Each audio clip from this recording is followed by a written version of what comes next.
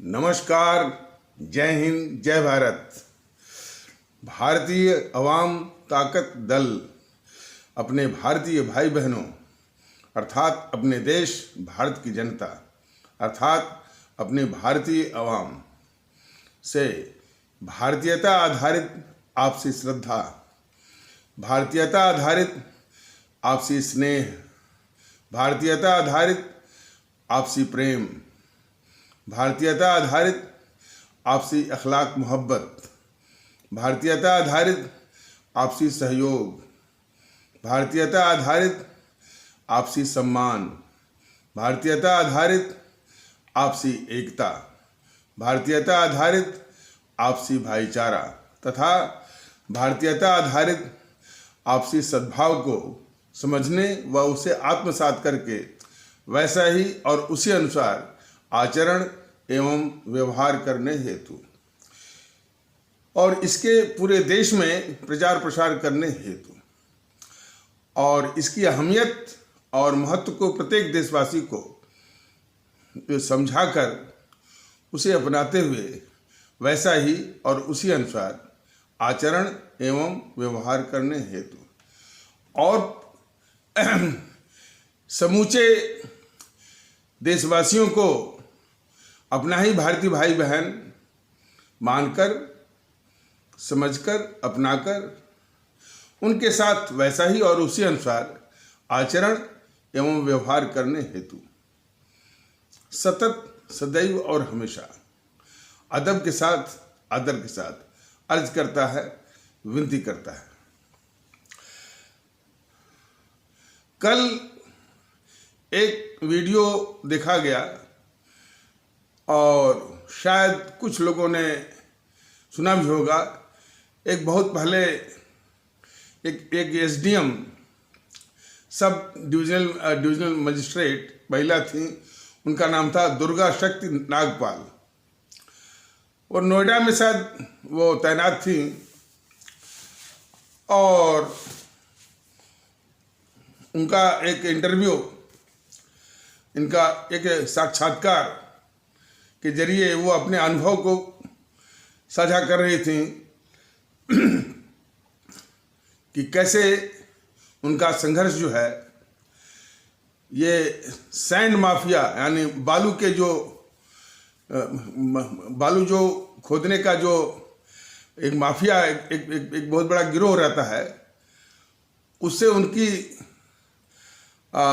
उनका संघर्ष हुआ या टक्कर हुई जो भी है, और उसमें उनको जो परेशान किया गया तो उन माफियाओं का सरकार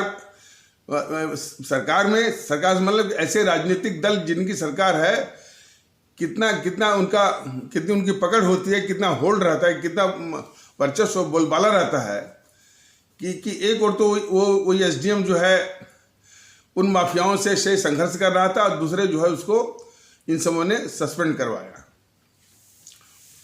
और बाद में वो अपने वसूलों पर डटी रही और उसका काफ़ी, और इसके बाद जो है उसने समझौता नहीं किया और फिर बाद में और भी चीज़ें बता रहे थे कि वृक्षारोपण का जब शायद वो मथुरा में गई थी वो तो वृक्षारोपण का लक्ष्य उनको दिया गया था 5 लाख का, लेकिन उन्होंने अपने सभी अधीनस्थ कर्मचारियों और अधिकारियों को प्रेरित करके और जितने भी पंचायत के अधिकारी हैं, ग्राम प्रधान हैं, बीडीसी हैं, ब्लॉक वाले हैं, सबको प्रेरित करके 5 लाख के स्थान पर 25 लाख का वृक्षारोपण एक हफ्ते में करवाया। तो यह भी अपने आप में बहुत बड़ी उपलब्धि है, तमाम है, लेकिन बहुत वो दृढ़ इच्छा शक्ति यानी स्ट्रांग विल पावर की वो अधिकारी दिख रही थी या वो हैं भी। अब सवाल ये उठता है कि इस तरह के अधिकारी को ये जो राजनीतिक दल हैं इनको प्रोत्साहित करने के बजाय इनको वो सस्पेंड कराए थे और उनको यानी उनके मनोबल को गिराने की बात कर रहे थे। और शायद ये सपा की ही सरकार थी या किसी की सरकार थी शायद। तो सिर्फ सपा ही नहीं, ये सारी इस तरह की सरकारों को और राजनीतिक दलों के नाम पर एक कलंक है। अब सवाल है कि इस कलंक का रट कोई करता रहे या मैं करता रहूं, या इसकी सत्य कथा हमारी जनता सुनती रहे, और जब वोट करना हुआ तो उन्हीं कलंकित दलों को ही वोट करके फिर वो जो है सदन या सत्ता में भेज दे। ये जो चक्र है इसको अच्छा, और फिर उनके यानी कुकर्मों को फिर वही जनता, यानी हम भारतीय भाई बहन जिनके हाथ में मताधिकार का अमोघ अस्त्र है, उनके कुकर्मों को हम भोगें, सत्य कथा सुनते रहें, और एक निराशाजनक एक मनोवृत्ति पाल लें कि भाई कि कुछ हो सकता ही नहीं है। इसलिए भारतीय जनता दल कहता है कि ये मन में लाइए कि ये जो शक्तियां हैं, ताकतें हैं, जो समाज विरोधी हैं, उनको ही चुनने की मजबूरी क्यों है? वो मानसिक मजबूरी वो निकालना पड़ेगा। और इसीलिए तो कह रहा है कि ये जो अभी जो तात्कालिक जो सामने जो चुनाव आया है 5 विधानसभाओं का, पुदुचेरी, केरल, तमिलनाडु, पश्चिम बंगाल और असम, इसमें जितने भी हमारे आदरणीय मतदातागण भारतीय भाई बहन हैं, वो ठाने की ये सारे कलंक को, अभिशाप को और समाज विरोधी और देश विरोधी ताकतों को अपने मताधिकार के अमोघ अस्त्र, अपने मताधिकार के अमोघ अस्त्र से नोटा के जरिए उनको परास्त करें। इससे संबंधित और इससे मुतल्लिक और भी प्रश्न है। क्या संघ लोक सेवा आयोग यूपीएससी सिर्फ एक जो है दुर्गा शक्ति नागपाल को पैदा करेगी और पूरी जो नौकरशाही है उसी को दिखा करके यानी वो तमका दिखाएगी और भुनाएगी, और पूरी ब्यूरोक्रेसी जो है दुर्गा शक्ति नागपाल के पद चिन्हों पर 1 इंच भी चलने के लिए, यानी जो ब्यूरोक्रेसी दुर्गा शक्ति नागपाल के पद चिन्हों पर 1 इंच भी चलने के लिए तैयार नहीं होगी, वही ब्यूरोक्रेसी दुर्गा शक्ति नागपाल को भुनाएगी भी और तमका लेकर चलेगी। ये सबसे बड़ा पाखंड है ब्यूरोक्रेसी का या नौकरशाही का। लेकिन सिर्फ नौकरशाही की बात करें तब भी ये हमारे मुल्क के साथ नाइंसाफी है। संघ लोक सेवा आयोग को भी शर्म आनी चाहिए कि सिर्फ एक दुर्गा शक्ति नागपाल को निकाल करके बाकी जो जिस तरह की वो ब्यूरोक्रेसी को चर्न आउट करता है,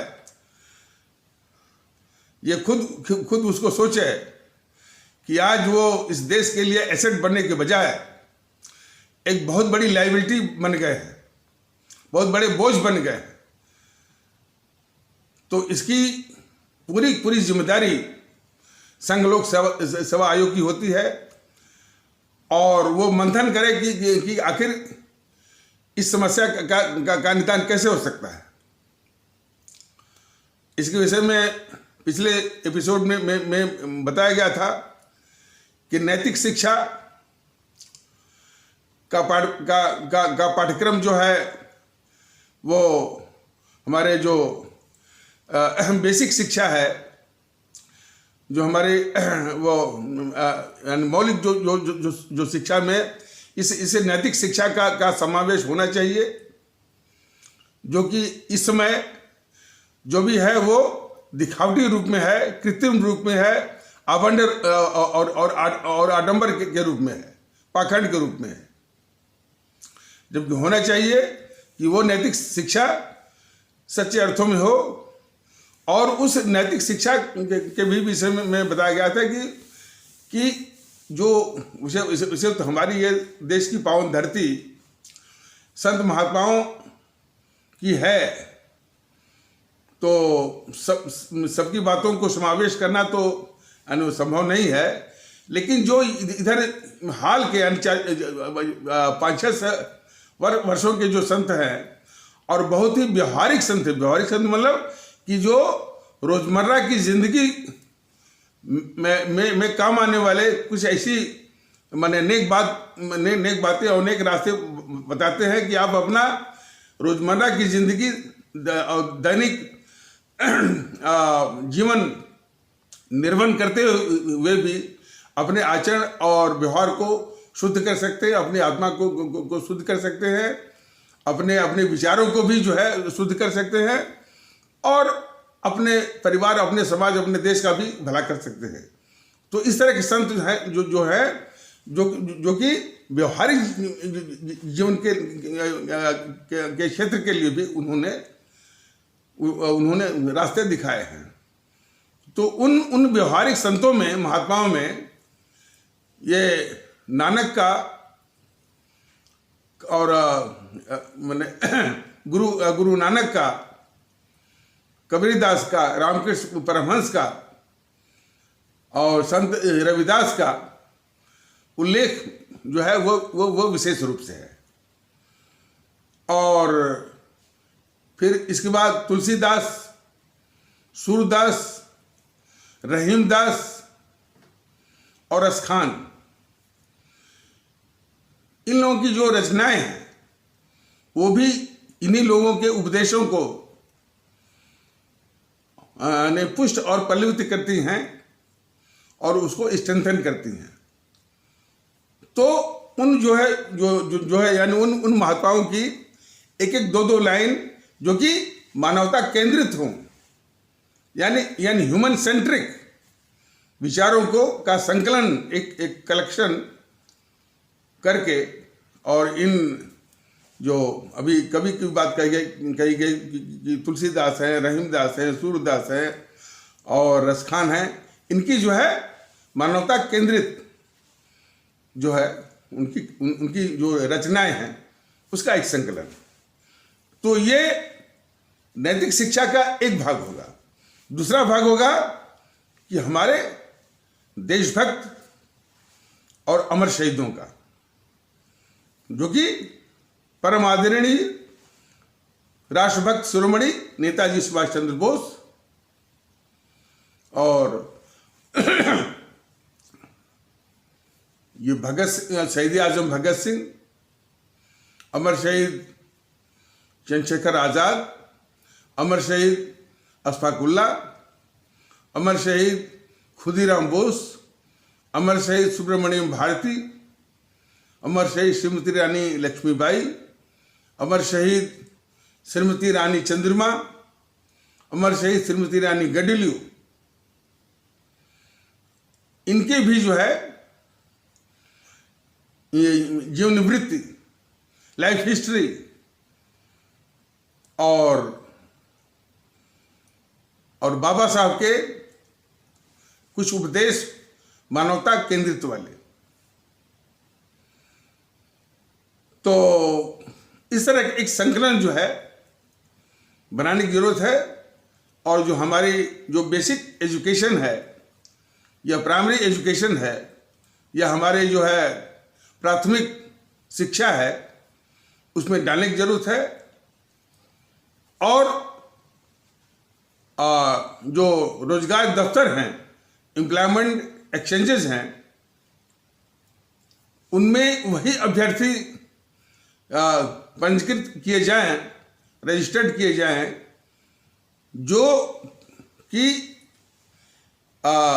यानी रोजगार दफ्तर या सरकार द्वारा निर्धारित परीक्षा को इसी से संबंधित, इसी नैतिक शिक्षा से ही संबंधित परीक्षा को उत्तीर्ण करें, क्वालिफाई करें। और उस परीक्षा में 2 भाग होने चाहिए, एक लिखित और दूसरा जो है मनोवैज्ञानिक। लिखित का भी जो प्रश्न रखना है वो रख सकते हैं। मनोवैज्ञानिक का भी कि इन शिक्षाओं का उस बच्चे या विद्यार्थी के मन पर क्या असर पड़ा है, इसको भी देखने की जरूरत है। कि संत की वाणियों के अनुसार जो कि मानवता केंद्रित है, इंसानियत या को सिखाते हैं, या ह्यूमन सेंट्रिक बातें हैं, और देशभक्ति का कुछ जज्बा आया है कि नहीं बच्चे में, इसका भी एक जो है साइको टेस्ट, साइकोलॉजिकल टेस्ट, मनोवैज्ञानिक परीक्षा होनी चाहिए। और जितने भी रोजगार उठाए जाएं, और किसी भी श्रेणी के, एक चपरासी का भी, एक क्लर्क का भी, और बड़े से बड़े अधिकारी, चाहे अच्छा, और वो परीक्षा चाहे चपरासी की हो, चाहे क्लर्क की हो, चाहे वो पीसीएस का हो, चाहे आईएएस का हो, जो निगम है, कॉर्पोरेशंस हैं, उनकी भी भर्ती, और प्राइवेट जितने भी हैं, सबकी भर्ती जो है उसी रोजगार दफ्तर से ही करने की जरूरत है, ताकि ऐसे ही बच्चे जो है इससे जो वर्कफोर्स है, यानी कर्मचारी का जो इतना बड़ा तबका है, ऐसे ही बच्चे उसमें जाएं जिनमें नैतिक शिक्षा का असर हो। और जो उच्च जो नौकरियां हैं, जो कि संघ लोक सेवा आयोग अपने सिविल सेवा परीक्षा या इंजीनियरिंग सेवा परीक्षा इत्यादि से लेता है, वहां तो 2 बार टेस्ट करें। एक तो जो है मेंस परीक्षा के बाद बिल्कुल उसको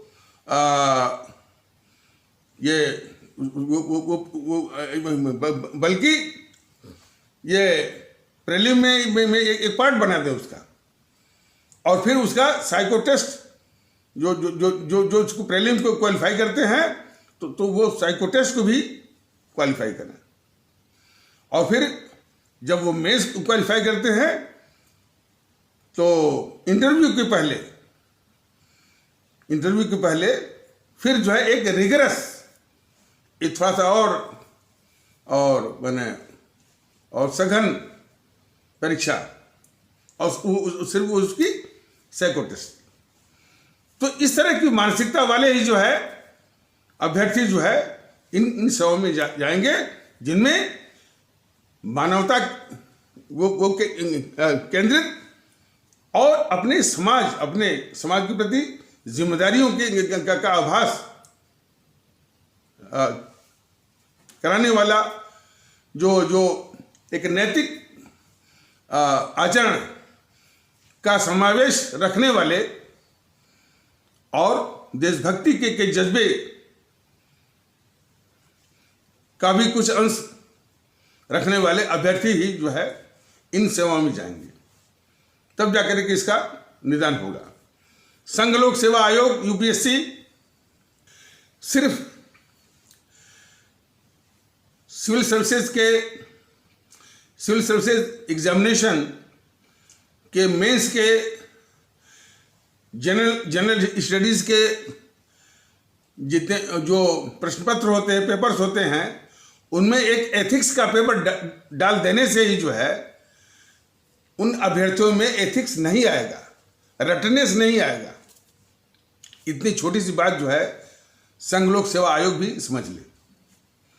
और वैसे भी संघ लोक सेवा आयोग की बहुत बड़ी जिम्मेदारी होती है कि सिर्फ एक दुर्गा शक्ति नागपाल को पैदा करके, और बाकी जो है लाइबिलिटी के रूप में जो चर्न आउट करती है, इस तरह की जो समस्या पैदा करती है, इसके प्रति भी उसका एक वो जो है उत्तरदायित्व होता है। इसका निदान कैसे हो सकता है, खुद मंथन करे।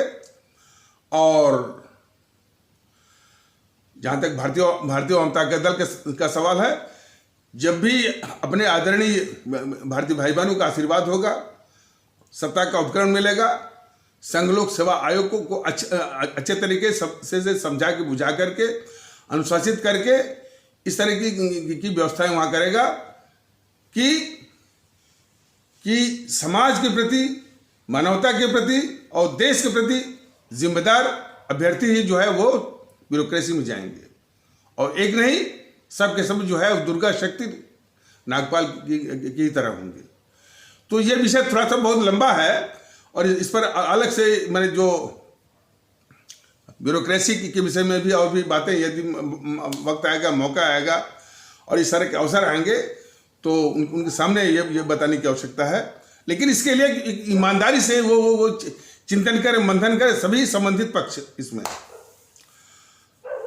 और ऐसी ही समस्या जो है, जो जुडिशियल फ्रेटर्निटी है, यानी जो न्यायपालिका के लोग भी हैं, उनमें भी जो कार्यरत और जो रिटायर्ड या सेवानिवृत्त करके, उनमें भी इसी तरह की जड़ता है, इसी तरह की इनर्शिया है। और भी जो सेवानिवृत्त हैं, शिक्षाविद हैं, जो एकेडमिशियंस हैं, एजुकेशनिस्ट्स हैं, अध्यापक, प्राध्यापक, रीडर, प्रोफेसर जो रिटायर्ड हैं, वो भी इसी तरह की जड़ता के शिकार हैं। तो एक बहुत बड़ा तबका है यह, इसको एक जो ये बहुत बड़ा कार्य है, भारतीयता और भारतीय एकता और राष्ट्रभक्ति, इसके पुनीत कार्य में उनको लगाया जा सकता है। ये बहुत बड़ा वो पोटेंशियल है, संभावना है। तो यदि ये वीडियो उनके यहाँ तक भी पहुँचता है तो खुद वो आत्मचिंतन करें, मंथन करें। दे मस्ट मल over this very crucial and very important aspect and subject concern. तो वो खुद जो है इसको मंथन कर विचार करें, और भारतीय जनता पार्टी दल पे या मुझको जब भी इसका अवसर आएगा उनको सामने से इस विषय पर विचार करने और कैसे उनकी इस पोटेंशियलिटी का इस दिशा में इस्तेमाल हो, इस पर जो है वो विस्तार से बताएगा उनको। लेकिन ये स्वयं पहले वो अपने में आत्मचिंतन, मंथन और विचार विमर्श करें कि उनकी उपयोगिता है, और अपने इस पोटेंशियल और अपने इस पोटेंशियलिटी को, ऊर्जा को या संभावना को जो कि बर्बाद हो रही है, इस पर वो विचार करें। तो खैर, तो ये सब पर है, लागू है। मैंने जो ब्यूरोक्रेसी में जो लोग ब्यूरोक्रेसी में जो लोग रिटायर हो गए हैं, वो लोग, न्यायपालिका से जो लोग जो है रिटायर जो हो गए हैं, न्यायमूर्तिगण और जो है न्यायाधीशगण, शिक्षाविद और शिक्षक, रीडर, प्रोफेसर, लेक्चरर, इस टाइप से, तो एक बहुत बड़ी संभावना है। और उनकी योग्यता का, उनकी क्षमताओं का, उनकी जो है पोटेंशियलिटी का, इसलिए कि उनके पास समय भी है, ऊर्जा भी है और साधन भी है, तो सारी चीजें हैं। तो इस दिशा में उनको वो लगाया जा सकता है और लगना जरूरी है। तो भारतीय अवाम ताकत दल को जब भी मौका मिलेगा, अवसर आएगा, तो उनके सामने से ये सारी बातें विस्तार से रखेगा और उनको इस दिशा में, इस क्षेत्र में लगाने की कोशिश करेगा और उनको प्रेरित करेगा। तो बात वहीं पर आ जाती है कि इस देश को सिर्फ एक दुर्गा शक्ति नागपाल नहीं चाहिए, बल्कि सभी दुर्गा शक्ति नागपाल चाहिए। ये स्थिति बहुत ही दुखदायी होगी कि एक दुर्गा शक्ति नागपाल किया, फिर उसको भुनाना और उसके परिजनों पर 1 इंच भी न चलना, उसके विपरीत चलना, ये सबसे दुखद वाली स्थिति है। कुछ ऐसे भी समाचार सुनने को मिल रहे हैं हमारे भारतीय भाई बहनों से, कुछ उनके जज्बे के अनुसार जो प्रतिक्रियाएं भारतीय अवाम ताकत दल के पदाधिकारियों को मिल रही हैं, वो ये कहना शुरू कर दिए हैं कि इस देश को या हमको न हिंदू राष्ट्र चाहिए न इस्लामिक राष्ट्र चाहिए, हमको सिर्फ जो है भारतवर्ष चाहिए। इस तरह का अनुभव, इस तरह की प्रतिक्रिया, इस तरह की जज्बा जो है वो आना शुरू हो गया है। और जरूरत इस बात की है कि हमारे देश के प्रत्येक आदरणीय भारतीय भाई बहन, प्रत्येक भारतीय अवाम को महसूस करना पड़ेगा कि इस देश को सिर्फ भारतवर्ष के रूप में ही विकसित भी करना है, बचा के भी रखना है, मजबूत भी करना है। जो शक्तियां इसको हिंदू राष्ट्र या जो शक्तियां इसको मुस्लिम राष्ट्र या किसी और राष्ट्र में करना चाहती हैं, उनको कुचलने की जरूरत है, नष्ट में नाबूद करने की आवश्यकता है। तो ये सभी लोग जान लें, इसको मजबूत होना है सिर्फ भारतवर्ष के रूप में। और ये हमारा प्रागैतिहासिक यानी प्री हिस्टोरिक अपनी अवधारणा है। और तब से हालांकि इसको कमजोर करने की शक्तियां बीच बीच में आती रही हैं, लेकिन अब वक्त आ गया है कि सब लोग मिल करके जो है सब लोग मिल करके अपने को भारतीय हैं, सबसे वे भारतीय के रूप में व्यवहार करके, भाईचारा ला करके, सद्भाव ला करके भारतवर्ष को राष्ट्र के रूप में निर्माण करें, मजबूत बनाएं और विश्व में जो है अनबिटेबल एक जो है माने कि जिसको कोई मात दे नहीं सकता, ऐसा राष्ट्र बनाए, सिरमौर, दुनिया का सिरमौर। और अपने को भी जो हमारे भारतीय भाई बहन, उनको भी सुखी और चेहरे पर वो मुस्कान और गौरवान्वित, ये सभी कुछ संभव होगा राष्ट्रभक्ति और भारतीय एकता के और भारतीयता के माहौल के आधार पर ही। देखिए, कभी कभी इसमें जो है इसकी मैंने भारतीयता और राष्ट्रभक्ति या भारतीयता आधारित माहौल को हल्का करने के लिए कुछ शरारत भरे तर्क या कुतर्क गढ़े जाते हैं। कहीं जो ये अब जैसे आप सुनते होंगे कि भारतीयता की बात क्यों करते हैं सर?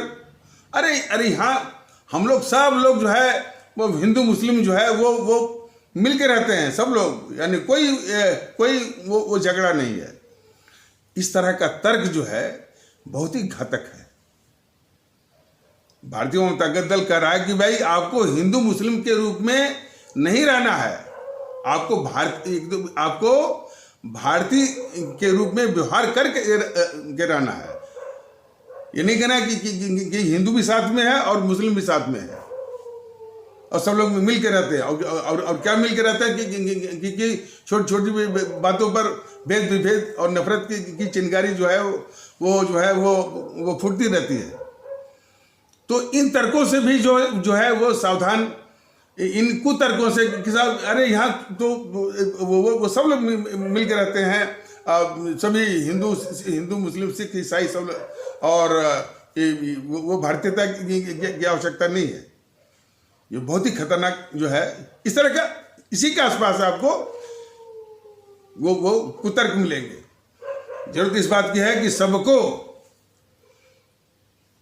एक भारतीय के रूप में व्यवहार करना होगा, आचरण करना होगा, और उनका जो पंथ है उस पर कोई आंच नहीं आने वाली है, उस पंथ का दुरुपयोग जो हो रहा है उसको रोकने की बात है। जो भी उनका पंथ है उसको व्यक्तिगत रूप से घर में निभाएं। जो भी उनकी रीति रिवाज है, पूजा की, अर्चना की, सिद्धा की, नमाज पढ़ने की, इबादत करने की, और भी जो भी विधि है, जो भी रीति रिवाज है, उसके अनुसार चलता। लेकिन अपने सामाजिक जीवन में, सामूहिक जीवन में, जो कि हमारा शुद्धतः राष्ट्रीय और भारतीय है, इसमें किसी पंथ की भूमिका जरा भी न लाएं, इसलिए कि हम लोग सभी भारतीय हैं। तो जरूरत इस बात की, तभी गर्व से कहो हम हिंदू हैं। ये बहुत ही खतरनाक किस्म का यानी ये गतिविधि है, भारतीय सामाजिक अवधारणा के विरुद्ध है, भारत राष्ट्र की अवधारणा के विरुद्ध है। तो इस संबंध में एक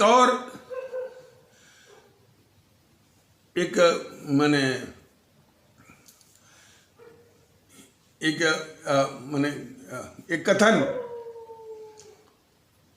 और एक पवित्र किस्म का कथन जो है सामने आया, और ये सभी हमारे भारतीय भाई बहनों के लिए, इस भारतीय आवाम ताकत दल के लिए भी और मेरे लिए भी बहुत ही महत्वपूर्ण है। वो छोटा सा, लेकिन जो वो संदेश देने की कोशिश कर रहा है, जो पैगाम देने की कोशिश कर रहा है, वो बहुत ही गंभीर मसला है। वो क्या कर रहा है? वो कथन यह है कि साहब ये तो नफरत ही है। क्या कहता है? ये तो नफरत ही है जिसको दुनिया जान लेती है, पहचान लेती है, वरना मोहब्बत को यकीन दिलाने में पूरी जो है उम्र निकल जाती है। कितनी गंभीर बात कहता है। फिर से मैं इसको कह देता हूं, ये तो नफरत ही है जिसको दुनिया जान लेती है, पहचान लेती है, वरना ये मोहब्बत है जिसको यकीन दिलाने में पूरी की पूरी उम्र निकल जाती है। बहुत सही। नफरत की बात फट से लोग पकड़ लेते हैं, मोहब्बत बात पर यकीन करने में माने वर्षों लग जाते हैं, अरसे लग जाते हैं। ये बहुत एक कड़वी सच्चाई है। तो आज नफरत की बात को नहीं पहचानना है, उसको पहचानना कि भाई ये नफरत है, खतरनाक है, जो है उसको दूर ही रखना है। मोहब्बत कैसे आए आपस में, इसको सोचना है और इस पर और इसको अमल में लाने की जरूरत है। तो भारतीय आवाम ताकत दल भी कभी कभी सोचता है कि ये भारतीयता आधारित मोहब्बत जो है, क्या लाने में इसको यानी क्या इसको कितना वक्त और कितनी उम्र लगेगी। तो खैर भारतीय आवाम ताकत दल बस यही कहता है कि यदि सभी भारतीय भाई बहन जो कि उनके भले के लिए है, देश के भले के लिए है, भारत राष्ट्र के भले के लिए है, सभी लोग जो है वो सोचना शुरू करें। और इसमें सबसे बड़े बाधक कौन है? ये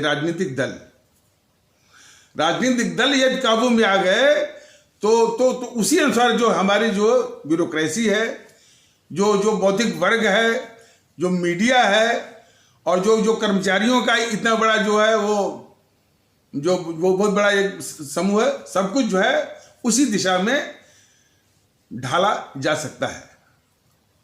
तो सबसे पहले ये राजनीतिक दल जो कि समाज में भेद विभेद, फर्क और जो है नफरत के आधार पर ही अपना जो है ये राजनीति, हालांकि वो बहुत घटिया किस्म की स्वार्थ नीति है और उसका इन सबों ने नाम दे रखा है राजनीति।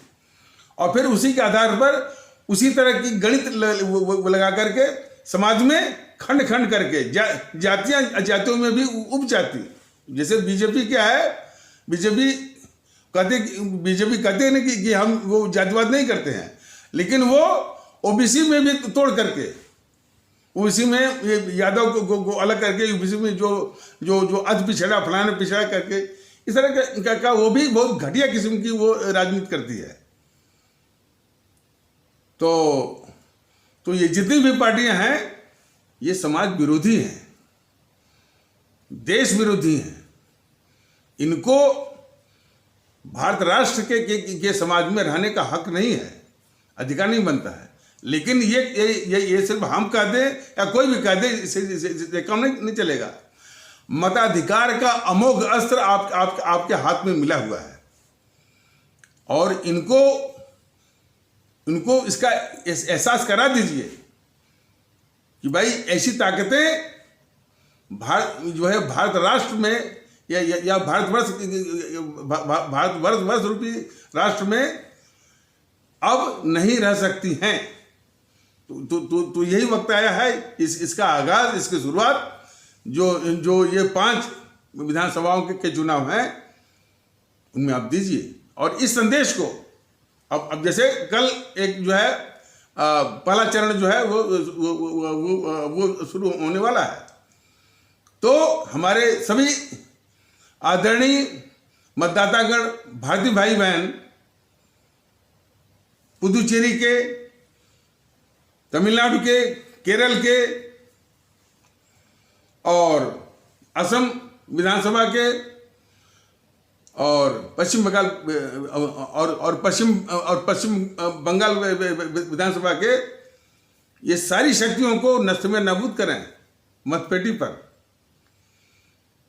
यह देश के लिए नहीं है। अब देखिए पश्चिम बंगाल की खबरें आ रही हैं कि हिंदू मुस्लिम का बिल्कुल खुलेआम, बिल्कुल एक वर्टिकल डिवीजन, ध्रुवीकरण। इसके लिए हमारे अमर शहीदों ने इसके लिए आजादी लाई थी। जरा सोचिए, जब देश में आजादी लाने को हो तो वो बेचारे जो है अपने खून का बलिदान दें भाई पूरे देश के लिए।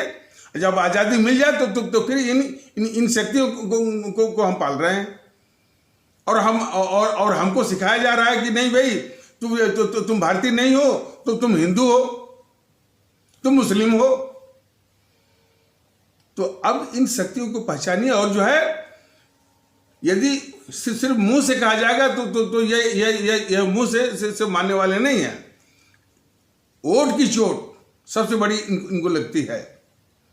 इसलिए जो हमारे आदरणीय मतदातागण भारतीय भाई बहन है, उनके हाथ में मताधिकार का एक अमोघ हथियार है, अस्त्र है।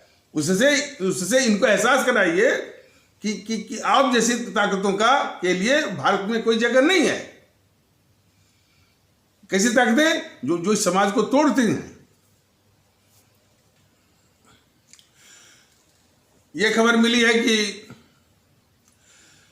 एक जी न्यूज का एक चैनल है, जी हिंदुस्तान, उसका कोई पत्रकार कहीं पर जो है जनता के बीच में राय जानने के लिए इस तरह से कोशिश कर रहा था।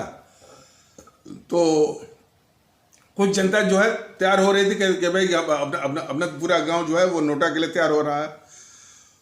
तो खबर ये मिली है कि वो जी हिंदुस्तान वाला पत्रकार कर रहा था कि भाई नोटा की खबर जो है वो किसी भी चैनल में जाएगी नहीं। अब देखिए ये ताकतें जो है नोटा के खिलाफ किस तरह से किलाबंदी कर रहे हैं, वो मीडिया के भी जरिए, और ये तो करेंगे ही। लेकिन फिर भी सोशल मीडिया तो है ना। तो सोशल जो मीडिया है, हमारे आदरणीय भारतीय भाई बहनों में तमाम लोग जानकार होंगे, सक्षम लोग होंगे, काबिल लोग होंगे, जो कि इस सोशल मीडिया के सशक्त माध्यम का इस्तेमाल करके इस जो अपील है जो अपील है भारतीय अवाम ताकत दल की नोटा के लिए, और किस लिए नोटा, कि इन सारी शक्तियों को सबक सिखाने के लिए। और ये तब तक सबक नहीं सीखेंगे जब तक आप अपनी ताकत का एहसास नहीं करवाएंगे, ये संदेश नहीं देंगे कि इस तरह की ताकतों के लिए अब भारतवर्ष में उनके दिन लद गए। तो यह स्पष्ट जो है वो संदेश पैगाम देने का वक्त यह आ गया है।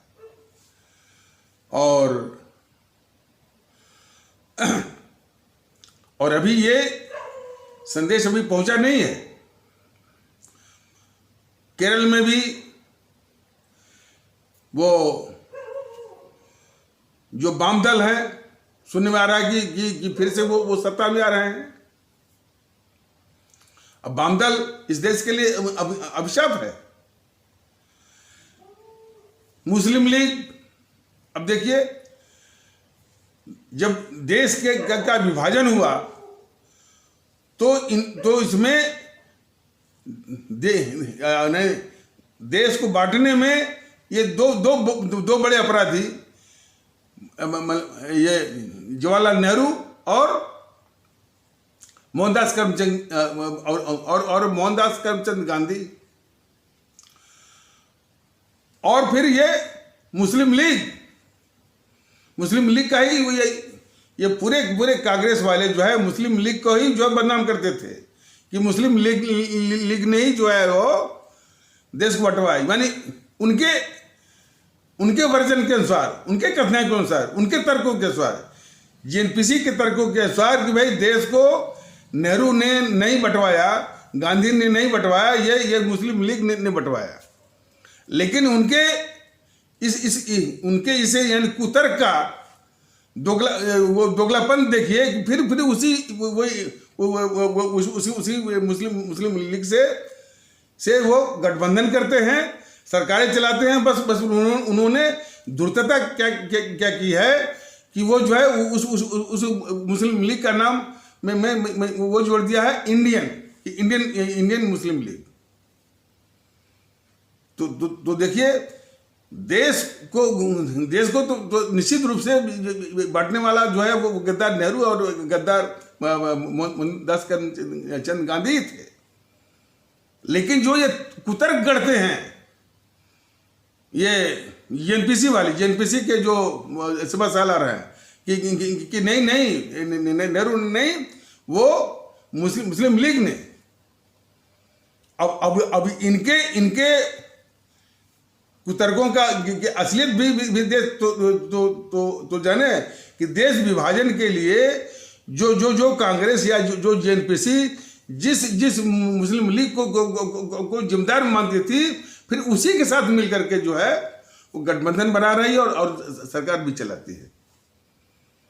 तो ये जो जेएनपीसी जो है हर तरह से इस देश का, और झूठ बोलने वाले, कम से कम हमारे देश के लोग इतना ही समझ जाएं कि राहुल बस झूठ बोलता है, अफवाह फैलाता है, गद्दार तो कर रहे हैं, तब भी काफी कल्याण हो जाएगा।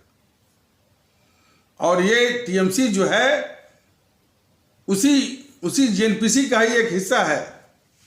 इसमें कुछ गुण जो है वो कुछ कम्युनिस्टों का आ गया। कम्युनिस्ट मतलब गुंडई और हिंसा, यही है उनका। तो गुंडई और हिंसा, और ये कम्युनिस्ट वाले जो है वो सांप्रदायिक भी बहुत होते हैं, कम्युनल। तो वह भी अवगुण लेकर के, और फिर जो है फिर जेएनपीसी के जितने भी अवगुण हैं, ये सारे अवगुणों को मिला दीजिए, वही आपकी जो है वो टीएमसी हो गई। तो इस प्रकार से टीएमसी जो है एक घोर सांप्रदायिक भी है और देशद्रोह भी है, देशद्रोही भी है। और इस भारतीय समाज के लिए, चाहे वो भारतीय समाज हमारा वो पश्चिम बंगाल का हो, चाहे कहीं भी हो, उसके लिए भी अभिशाप है और अभिशाप है और बहुत बड़ी कलंक है। हाँ, उसमें अब देखिए एक जो इन समूहों के मन में होता है वो बाहर फूट के चला आता है। टीएमसी ऐसे ऐसे तत्वों को पालती है जो कि सरेआम यानी पब्लिकली कहने में जरा भी उनको संकोच नहीं होता है। अब जैसे वो था ना, वो असदुद्दीन का छोटा भाई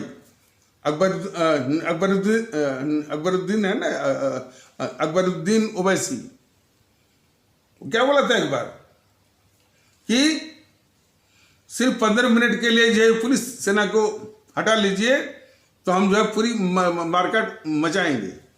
ऐसे तत्व होते हैं। अब वो ऐसे तत्व जो अभी भी घूम रहा है, अभी भी ऐसे तत्व घूम रहा है और उसका बचाव भी करता है ये असदुद्दीन ओवैसी। और उस असदुद्दीन ओवैसी को लोग जो है वोट करके उसको एमपी भी ये बना रहे हैं। तो वही कह रहा है कि जिम्मेदारी हमारी बनती है कि हम कम से कम बिल्कुल यानी भारतीय के रूप में अपने को समझ करके और जो है देश हित की बात सोचें। जो असदुद्दीन ओवैसी अपने छोटे भाई के इतने खतरनाक यानी कुकर्मों के पक्ष में जो है वो तर्क गढ़ता है, वो कभी भी इस देश के लिए जो है वो स्वीकार्य नहीं है। तो बोला था एक बार बोला था वो अकबरुद्दीन कि सिर्फ 15 मिनट के लिए हटा लीजिए सेना पुलिस तो देखिए हम क्या जो है यानी मार्केट मचाते हैं। क्योंकि हमारे समाज ने उसको बाहर नहीं किया, उसके मंसूबों को जो है वो ध्वस्त नहीं किया, उसके मंसूबों को जो है वो नष्ट में नाबूद नहीं किया, तो उसका हौसला बंद नहीं हुआ। फिर उसने दिया वक्तव्य कि हम 15% तो हुए तो क्या किया, हमने इनके ऊपर राज किया। इस तरह की मानसिकता और वैसी जो है ये मानसिकता टीएमसी भी पाल रही है। ऐसी मानसिकता देश के खतरनाक तत्वों को ये टीएमसी भी पाल रही है, जो कि सरेआम कह रहा है कि यदि 30% हम लोग मिल जाएं तो इसी देश में 4 पाकिस्तान बनाएंगे। बाद में उसकी नौटंकी भी आई कि उसने माफी मांग लिया। माफी मांगने से उसके चरित्र की बात नहीं है, टीएमसी के चरित्र पर कोई फर्क नहीं पड़ता है। यह तो हमारे पश्चिम बंगाल के आदरणीय भारतीय भाई बहन या हमारे पश्चिम बंगाल के आदरणीय मतदातागण भारतीय भाई बहन को फैसला करना है कि इतनी देश की दुश्मन ये टीएमसी को जो है वो सर पर बिठाना है या नहीं। और अब देखिए उसमें भी कितनी बड़ी विडंबना और जो है वो कितने दुख की बात है। जब इस तरह का वक्तव्य जो है वो टीएमसी का, उसका नाम था शायद शेख आलम करके, शेख आलम या आलम शेख करके जो भी है नाम, जो कि ऐसा उसने वक्तव्य दिया था कि यदि हम 30% मिल जाए तो 4 पाकिस्तान यानी इसी देश में बना सकते हैं। और फिर नौटंकी किया यानी माफ़ी मांगने का। और इसी तरह की नौटंकी तो जो है नाटक जो है वो जेएनपीसी भी करती है, अपने नेताओं से देशद्रोही का जो है वो वक्तव्य भी दिलवाती है, नफरत का वक्तव्य दिलवाती है। फिर कहती है कि ये तो उनका व्यक्तिगत है और पार्टी से कुछ लेना देना नहीं है। और जो है और फिर ये बहुत और दबाव पड़ा तो फिर उनसे माफ़ी मंगवाने का। लेकिन माफ़ी मांगे और फिर इस तरह का नाटक हो, उससे कोई लाभ नहीं। उससे बस ये पता चलता है कि इनके मन में क्या पलता है, इनके मंसूबे क्या हैं। अब देखिए, जैसे कि वो जो शेख आलम ने कहा, अब शेख आलम की बात को लेकर के बीजेपी क्या करेगी, इसका वो ध्रुवीकरण करेगी। एक तो ये नुकसान हो गया अपने देश का, दूसरा जो है, कुछ लोग जो है पूरे के पूरे हमारे इस्लाम आस्था वाले भारतीय भाई बहनों के समाज को निशाना बनाएंगे, या नफरत का एक चिनगारी छोड़ेंगे, या बीज बोएंगे, लेकिन वोट करेंगे टीएमसी को।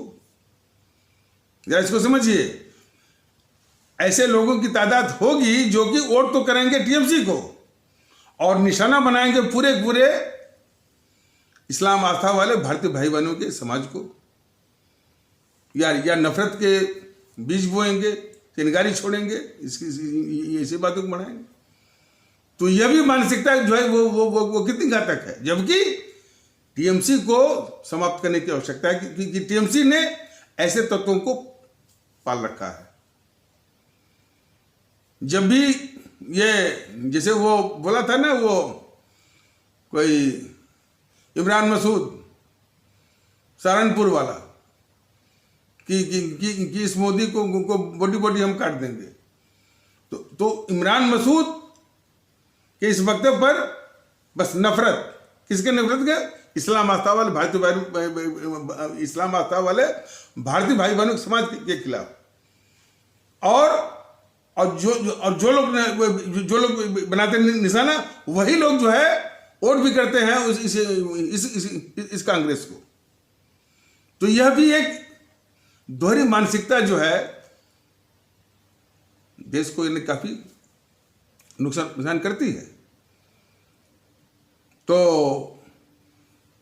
इस संबंध में तो भारतीय जनता दल का यह कहना है कि भारतीय जनता दल अपने आदरणीय इस्लाम आस्था वाले भारतीय भाई बहनों के समाज से ही यह विनती करता है, विनम्र विनती करता है, कि ऐसे तत्वों को पकड़ करके वो खुद जो है पाकिस्तान में छोड़ा है, कि भैया तुमको पाकिस्तान बनाना है तो तुम 4 नहीं, तुम 10 पाकिस्तान बनाओ उसी पाकिस्तान के अंदर में।